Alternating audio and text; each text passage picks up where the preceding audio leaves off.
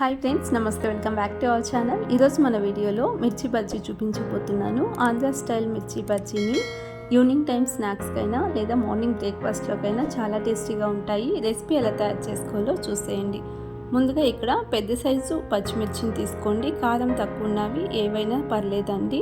వీటిని ముందు బాగానే కట్ చేసి తీసుకుంటున్నాను, లేదా మధ్యలో అయినా ఈ విధంగా ఘాటు పెట్టైనా తీసుకోవచ్చు. అన్ని మిర్చిని కూడా ఇదే విధంగా కట్ చేసుకుని పక్కన పెట్టుకోవాలి.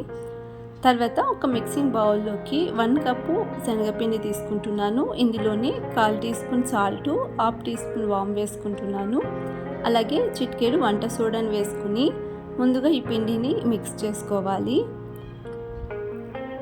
తర్వాత కొద్దిగా నీళ్ళను వేసుకుంటూ మిక్స్ చేసుకోండి. వాటర్ ఒకేసారి వేసుకోకుండా కొంచెం కొంచెంగా వేసుకుంటూ బాగా మిక్స్ చేసుకోవాలి.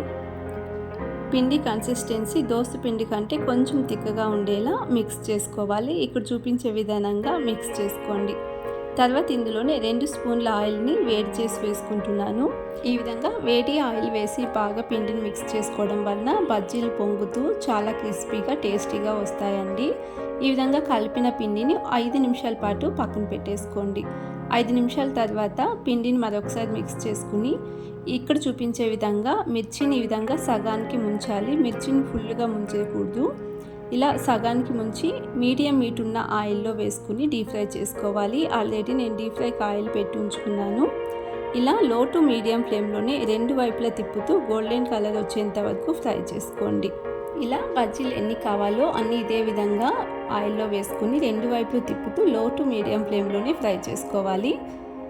బజ్జీలు చూడండి పొంగుతూ ఎంత చక్కగా వస్తున్నాయో. పిండి ఈ విధంగా కలుపుకోవడం వలన చాలా చక్కగా వస్తాయండి. ఇలా ఒకసారి ట్రై చేయండి.